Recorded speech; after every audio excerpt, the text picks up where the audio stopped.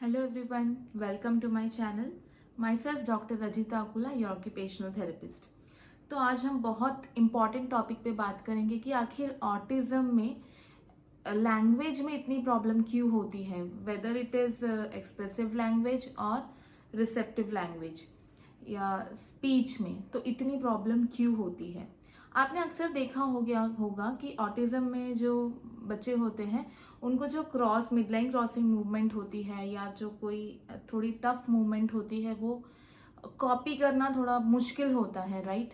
अगर कॉपी बच्चे कर भी लेते तो फिर क्या होता है कि रिदम में नहीं होता है, जो रिदम में हम लोग कर रहे वो रिदम में बच्चा नहीं कर पाता है। ओके, सो इसका रीजन क्या है।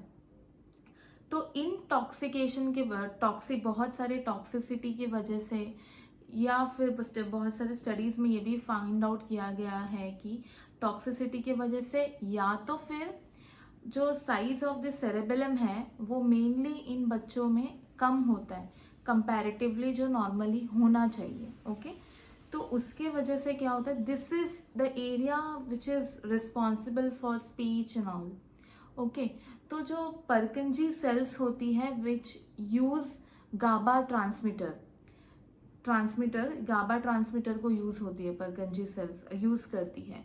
तो ये जो परकिंजी सेल्स होते हैं ये टॉक्सिकेशन की वजह से क्या हो जाती है, डैमेज हो जाती है। ओके, तो जो सेरेबेलम में ये सारे प्रॉब्लम्स होने की वजह से क्या होता है, सेरेबेलम में एक इंडेट न्यूक्लियस करके होता है deep within the right hemisphere of the cerebellum which is connected to the speech areas of the left hemisphere of the cerebellum.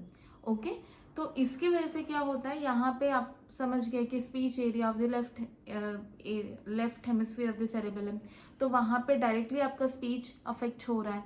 Okay, तो उसके वजह से जो एक्सप्रेसिव लैंग्वेज है या तो रिसेप्टिव लैंग्वेज है, स्पीच है, वो बच्चे का अफेक्ट होता है।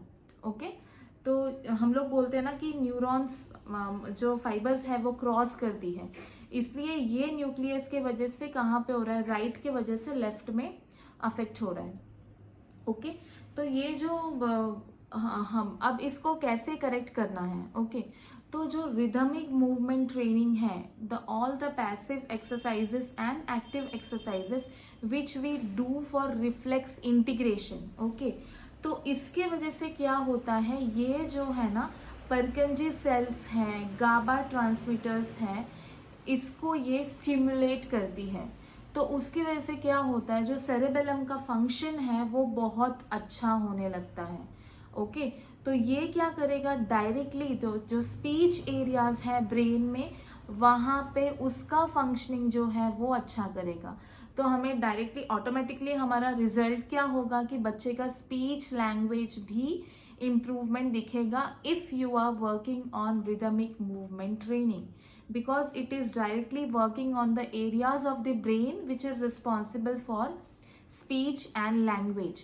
ओके, क्योंकि परकिंजी सेल्स है वो गाबा ट्रांसमीटर यूज करती है and GABA transmitter is one of the important transmitter in the brain जो न्यूरोनल कनेक्शंस के लिए इम्पॉर्टेंट है। ओके, तो ये जो मूवमेंट्स है वो इन सब एरियाज में अफेक्ट करती है। और एक बार जब बच्चा अच्छे से मूवमेंट रिदमिक, पहले तो बच्चे को सीखना जरूरी है। ओके, ये जो मूवमेंट है वो पहले पैसिवली करेगा, फिर हम एक्टिव पे जाएंगे।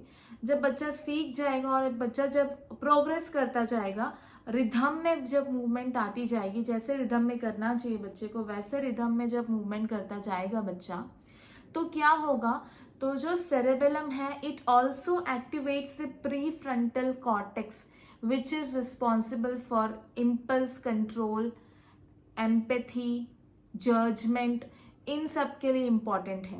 ओके, तो लैंग्वेज और स्पीच के साथ साथ हमें इम्पल्स कंट्रोल में भी इम्प्रूवमेंट दिखेगा।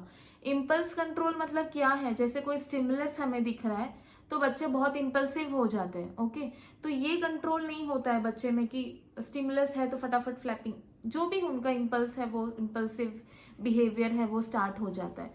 तो इस पे भी कंट्रोल आएगा। तो जो मेन रीजन है, जो रीजन हमें पता चल गया, परकिंजी सेल्स है, गाबा ट्रांसमीटर है, सेरेबेलम का पार्ट है विच is responsible for speech and language. तो इन सब पे काम करने वाली एक चीज क्या है, that is rhythmic movement and that is reflex integration. तो जितने भी सारे रिफ्लेक्सेस हैं उस पे अगर आप काम करेंगे एंड पैसिव मूवमेंट से बच्चे को एक्टिव मूवमेंट पे लेके जा रहे हो, जो रिदम है उसको अच्छे से फॉलो करवा रहे हो, then definitely see the change कि उनके लैंग्वेज में डेफिनेट आपको चेंज दिखेगा। ओके और जो इनटॉक्सिसिटी की मैंने टॉक्सिकेशन की जो मैंने बात की, तो वो क्यों होता है, तो कई सारे रीजंस हैं, उसमें से ये भी रीजन है कि ग्लूटेन और केसिन के वजह से ये टॉक्सिकेशन बच्चों के ब्रेन में होती है। ओके ये स्टडीज पाया गया है ऑटिस्टिक बच्चों के केसेस में। Okay not all the kids, ये हो सकता है, this could be one of the reason जो स्टडीज में पाया गया है। ओके तो अगर आप ये डाइट फॉलो करते हो तो जो ये सेल्स का फंक्शन है वो और अच्छा होगा, क्योंकि टॉक्सिकेशन जो है वो कम होगा, तो सेल्स और अच्छा फंक्शन कर पाएंगे। एंड यस ये इंटॉक्सिकेशन की वजह से सीजर्स आने के भी चांसेस होते हैं। तो जो बच्चे आर सफरिंग फ्रॉम सीजर्स, इनको भी आपको gluten and casein free diet follow करवाना is important. And another reason could be monosodium glutamate जो बोलते हैं MSG, it is also responsible for this type of intoxication. और ये पाया जाता है प्रोसेस्ड फूड में, इसलिए मना किया जाता है कि बच्चों को प्रोसेस्ड फूड नहीं देना है। ओके सो ये 2-3 चीजें आप ध्यान में रख के अगर आप बच्चे का प्रोटोकॉल अगर आप फॉलो कर रहे हो, and if you are working on the root cause, that is reflex integration, if reflexes are present in your kid, then you can see definite change. Okay?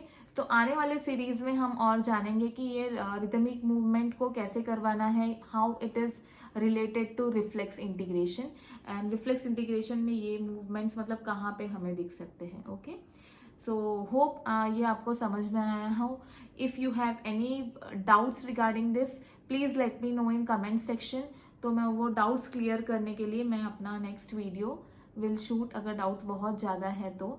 If simple doubts है then I will clear it in the comment section itself. Okay so thank you so much. अगर आपको ये video अच्छा लगे, समझ में आए, तो प्लीज़ शेयर कीजिए। Thank you so much.